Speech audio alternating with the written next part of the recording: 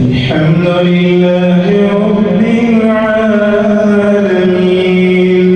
الرحمن الرحيم مالك يوم الدين إياك نعبد وإياك نستعين اهدنا الصراط المستقيم صراط الذين أنعمت عليهم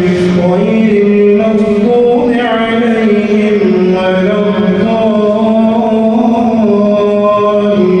الضالين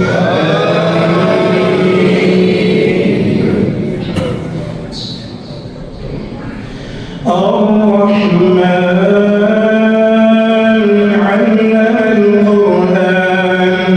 خلق الإنسان علمه البيان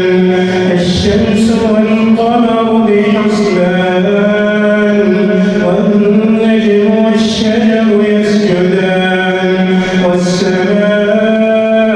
رفعها ووضع الميزان ألا تطغوا في الميزان وأقيموا الوزن بالقسط ولا تخسروا الميزان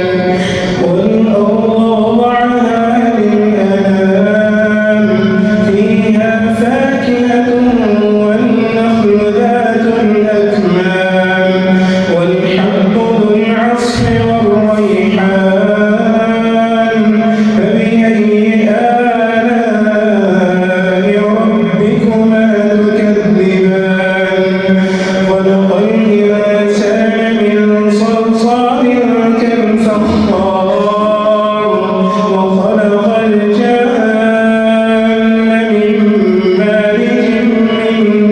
نار فبأي آلاء ربكما تكذبان رب المشرقين ورب المغربين فبأي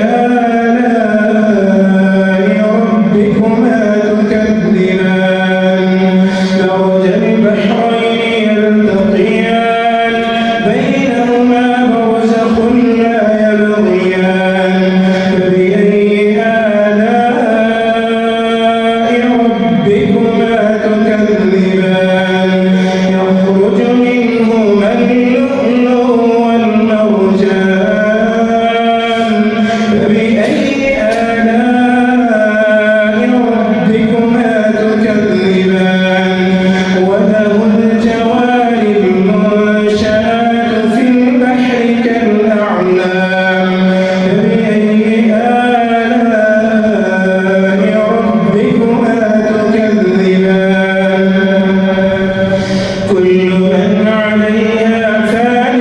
ويبقى وجه ربك ذو الجلال والإكرام فبأي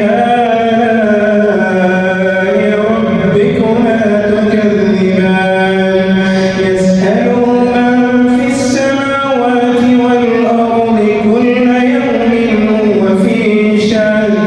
فبأي آلاء ربكما تكذبان